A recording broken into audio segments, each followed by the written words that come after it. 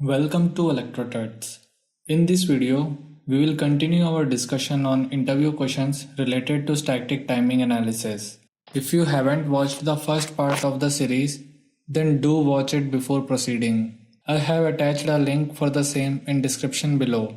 So let's get started. The question is, how can we eliminate hold time violations in a circuit? I can rephrase the question as, what to do if hold time constraint is not satisfied in a circuit. Let's have a look at our questions from previous video. Having a look at the hold time equation, we see that reducing hold time can do our task of eliminating hold time violation. So, one solution to this can be to reduce the hold time. So we can replace our flip-flops with the flip-flops having lower hold time compared to the present one. Generally, this solution is not preferred. Another possible way is to increase this propagation delay of combinational logic. So, increase TPD, the delay of combinational logic block.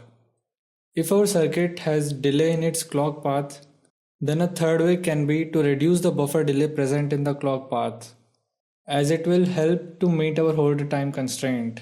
So, decrease T buffer. Generally, one of these two methods is adopted, but one should be careful as changing these parameters also have effect on setup equation. So if not done right, you can end up with setup violation instead. Now, let's move on to the next question. How to eliminate setup violation?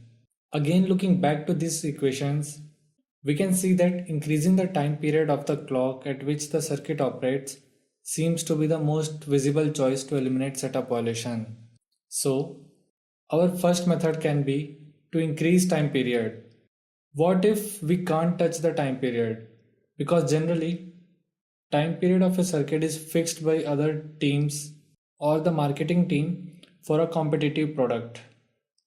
So what we can do is to use a flip-flop with lower setup time or reduce the propagation delay of this combinational logic circuit. Or from this equation below, we can see that adding a buffer in clock path will also reduce chances of having a setup violation. So we can reduce propagation delay, or we can also add buffer in clock path. But here also care must be taken as changing these parameters have effect on hold time constraints. Notice that for eliminating hold time violation, TPD must be increased, and for setup violation it must be decreased. Similarly, buffer delay must be decreased for eliminating hold time violation, and it must be added for setup violation.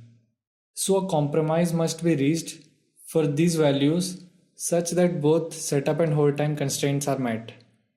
Else, the only choice we would be left with is to increase the clock period at which the circuit operates. There is another way to reduce setup time constraint. This method is also used to operate a given circuit at high frequencies.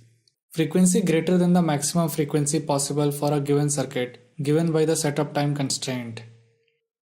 This type of question is also asked in interviews.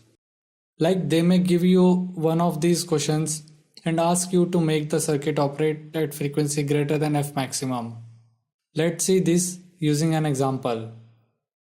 This question is same as in previous video, but we are considering delay values here. Clock to output delay is 1 nanosecond, propagation delay is 6 nanoseconds, setup time is 3 nanoseconds.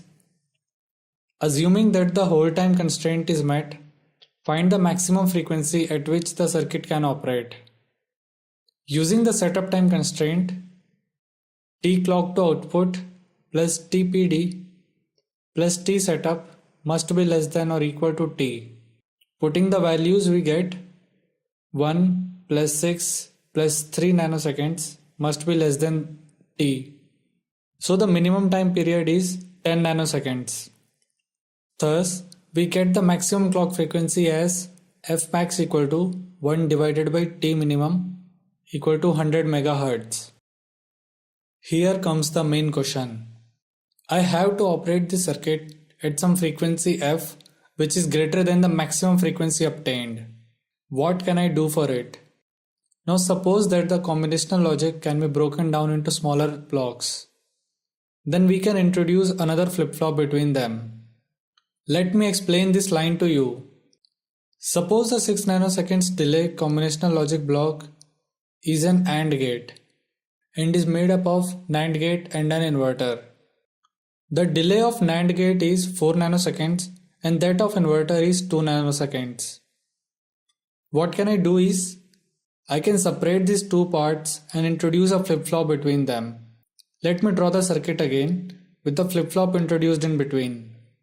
Now considering the critical path out of these two parts, we can write the setup time constraint as T clock to output plus propagation delay of NAND gate plus setup time must be less than or equal to T new. Inserting the values we get 1 plus 4 plus 3 must be greater than new time period. So we get the minimum value of the time period as 8 nanoseconds. So maximum frequency of the new circuit is 1 divided by 8 equal to 125 megahertz. This frequency is greater than 100 megahertz. Thus, we were able to increase maximum operating frequency of this circuit. This method also has a drawback. Although we were able to increase the maximum operating frequency, output we now receive is more delayed than before and an additional flip-flop is required. Let me explain this statement to you.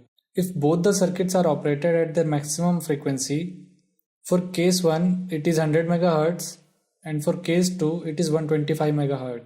Then the output is received in case 1 after 1 clock cycle, that is 10 nanoseconds. But for case 2, output is received after 2 clock cycles and each clock cycle is of 8 nanoseconds, so 16 nanoseconds. So we can conclude that even though we were able to increase the maximum operating frequency using this method, but the output we receive is now more delayed than the previous case. This method is popularly known as pipelining. Let's look at the last question. After having so much discussion about setup time and hold time, what happens if input changes between the setup and hold time? I can rephrase the question as, what will happen if timing constraints are not met? The answer is that the circuit goes into a metastable state. It is a state in which the output is neither high nor low, but lies somewhere in between, thus making our circuit unusable. I have added a link in the description below. You can go to that link and find more about metastability. I hope you enjoyed this video.